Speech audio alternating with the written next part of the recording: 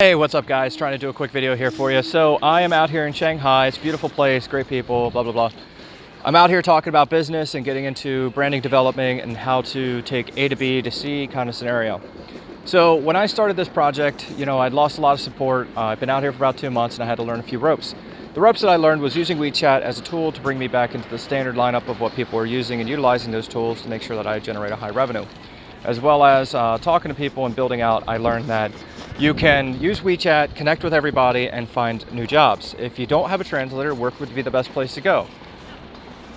Teaching in English schools. There's a lot of people looking for opportunities and a lot of people looking to grow and learn tactics and things that they can do. So a lot of these people, they're looking to network, and a lot of it comes down to, sorry, some of these people just stare you down. I have to stare them back. The thing is, while I'm progressing out here and I'm learning, is that by connecting with people and being honest and open about what I'm doing, a lot of these people love to join in. They see the opportunity and they'll help you. Now, there's still a job to do, so it's kind of like being an indentured servant. You come into a scenario and you say, hey, this is what we're going to do and this is how we're going to build it. Well, okay, that's easy enough, but then you talk to people and you say, okay, well, what's the next step? You're an indentured servant, you're going to do your labor, and you're going to help people out. Okay, that's kind of the method that I'm using in this kind of thing. Because right now I have the doors open, so as long as I network and work with everyone and communicate honestly, it usually works out pretty well. With that said, as I've gotten a connection now to a lot of the factories, and I've made a lot of personal connections where people and their families were actually people that owned the manufacturing companies, which is perfect. So I went to them and was like, hey, I know this whole tariff and all these other things are going on. I know you guys have different tactics. What happens if we could just network a different kind of way and not have to use all this Alibaba crap? Because that's how they utilize their business. And I said, well, why don't we get away from that? That's kind of annoying and none of us really like it. And yes, they are running top leads on a lot of this stuff, but I'm not a fan. Okay, I think it's just trend. I think it's a trend and I think it's cute for now, but I don't think it's a forever market. So I said, I used to go on emails and I'd send them out and I'd get ripped off. And I'm tired of being ripped off all the time by these different people trying to mark up prices to get a different wage. Oh, I can get over on this American. Ha ha ha ha. Yeah, well, it happens even every time I try to get in the freaking cab out here.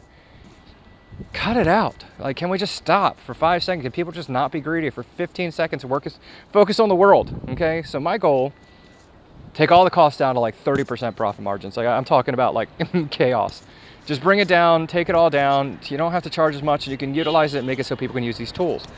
I wanted to utilize toward the bars and markets and stuff like that so that I had enough for labor and to make a solid buck but sell to everyone, and mass out that way. Yes, you have the monopolies and all that. I had to take a very long time before I have to worry about something like that. But the thing is, going to people and utilizing it so that people can afford the stuff. I kept trying to do projects and I saw a lot of business owners that were too small to do anything. So I said, I'm going to help these guys. So at the end of the day, to overview what I'm trying to say here, WeChat, English teachers, line up, work, do a little bit of progress. You can make your own internal income here. They do pay very well. They'll give you a free apartment as well. The next step is going around on foot and talking to the factories. And then after that, you set up an online store doing e-com or whatever method, and then finalizing it through there. Now I have to find new staff for everything. Not all of it. I mean, I do have my guys, my main core, but I'm talking about people out here, people that know Chinese. See, that's where I'm talking. Is that I have to make programs that are utilized in Chinese to work with Chinese that don't know English. And I work with a lot of people that don't speak our language, which is a whole nother story. When you talk to a person about those things, learn keywords like sh, if they say xie, they're very polite, most of them aren't. So, I mean, you have to watch these keywords. There's a lot of them. So, kudai is one I usually hear running around, and that's cute and that stuff. So you'll hear them going about that. And they're social, so they're not as bad as you'd think with certain things. But anyhow, guys, I will catch you soon. Take care. Bye.